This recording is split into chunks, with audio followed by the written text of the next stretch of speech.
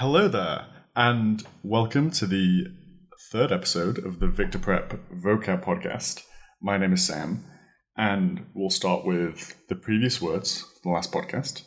I will read each of the words, and I want you to think about the meaning of each of those words.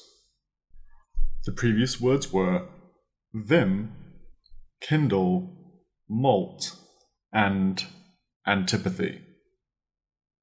Vim, that means energy, enthusiasm. Think vigorous, vital, life, energy, vitality. In his youth, he was full of vim. Kindle, that means to start a fire, to ignite, to excite, to light up, illuminate, make bright. Molt, that means to lose your feathers, to lose your skin if you're a reptile, if you're a snake, to cast or shed away your feathers.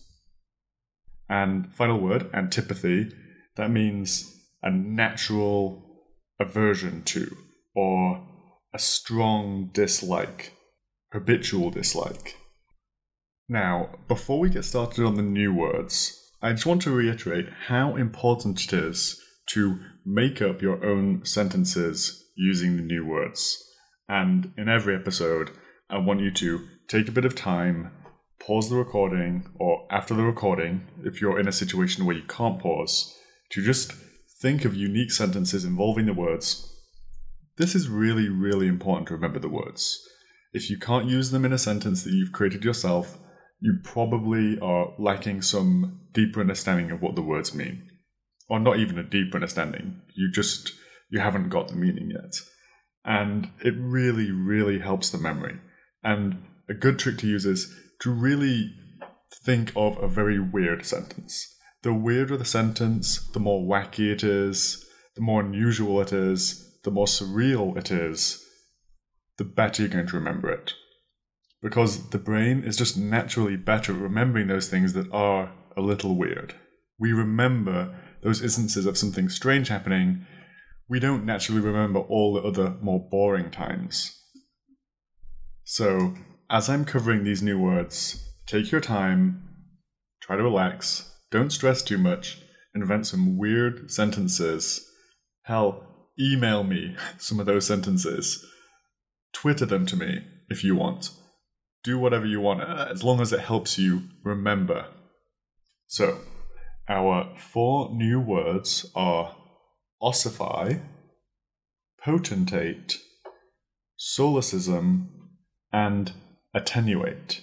That's Ossify, Potentate, Solecism, and Attenuate. Ossify, that's spelled O-S-S-I-F-Y, ossify. That means to turn into bone or bony tissue. Now, that doesn't just mean literally turning into bone or bony tissue. The other meaning of this word can be to cease developing, to become rigid or stagnant.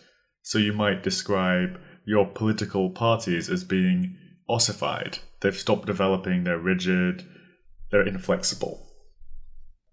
So ossify, meaning to become like bone or hard like bone, to become rigid or inflexible in habits or attitudes. What's a good way of remembering this word? I think ossify, I think fossil. Because you take that F in ossify and put it at the start, fossy, think fossil. Fossils are hard, they're inflexible. You also might think bossify. I think my boss is inflexible, he never changes, he's ossified. So you could think bossify. An example sentence for this word might be, I've heard that there is a very unusual and rare disease where your muscle starts to turn into bone. That is, your muscles start to ossify. Our second word is potentate. That's P-O-T-E-N-T-A-T-E. A potentate is a person who has great power. You could think of a king, or a ruler, or a dictator. Even the Pope could be described as something of a potentate because he has a lot of power. Julius Caesar was a potentate who held many people's lives in his hands. There's another very similar word to this one letter different, that is potentiate, and that means to cause to become powerful. So if you know the word potentiate, you'll very easily remember potentate. However, if you don't remember potentiate, that doesn't help you. So ways of remembering this one might be thinking of Pope, that begins with P-O, and power also begins with P-O. So when you see potentate, you might try and remember that P-O, you could think Pope, power, and think potentate is someone that has power. It's as simple as that. Quite an easy one, I think, to remember. Our third word is Solecism. Solecism. That's S-O-L-E-C-I-S-M. Now, Solecism means something of a grammatical mistake or an ungrammatical usage. Could also mean you've breached good etiquette or good manners. Can also mean in general some sort of error or mistake. President Bush made a famous solecism when he said, "Rarely is the question asked, is our children learning?" Well, what he should have said is, are our children learning? So I was racking my brains to try and think of a good way of remembering solecism, and honestly, guys, I've had a really hard time thinking of something. I thought maybe everyone could think of one stupid or crazy solecism and try and remember that, and then try and remember that that is a solecism. For example, if you guys like The Simpsons, there's a character in there called Ralph Wiggum who often says pretty dumb things which could be called solecisms. So one of the famous ones was him saying, "Me fail English? That's impossible." That's a solecism. So if you can remember Ralph Wiggum from The Simpsons with his various faux pas, they could be described as solecisms. So try and associate Ralph Wiggum or perhaps someone you know who often makes mistakes like that. It may be yourself, that's okay. But just remember that those grammatical mistakes or times when you conjugate the verb wrongly, that's a solecism. Our final word for today's episode is attenuate. Attenuate. That is spelt A-T-T-E-N-U-A-T-E. Attenuate. That's a verb.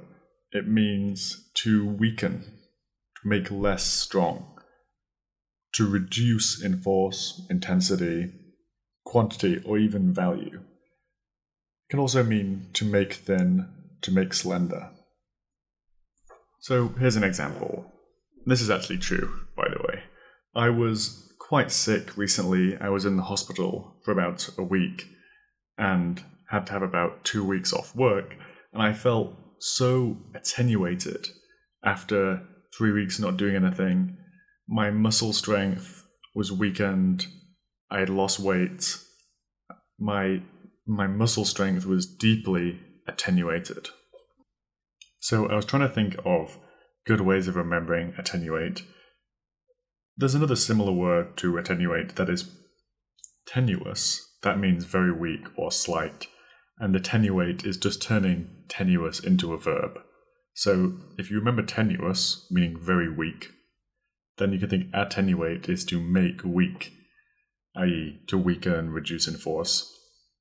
Another weird way I thought of remembering it, and this might work for you or it might not, attenuate could sound a bit like 10 to 8, and 10 going to 8 is getting smaller, it's getting weaker. So you could think 10 to 8. 10 going to 8, the number is getting smaller, it's getting weaker, it's making it weaker, and that is the meaning of attenuate. Now I'm going to read through 4 sentences which refer to these words, and I want you to think as I read each sentence which word I'm referring to. When you're learning a new language, it's easy to make grammatical mistakes when you're talking with native speakers. The President of America is often seen as one of the most powerful men in the world, given that the USA is such a dominant power.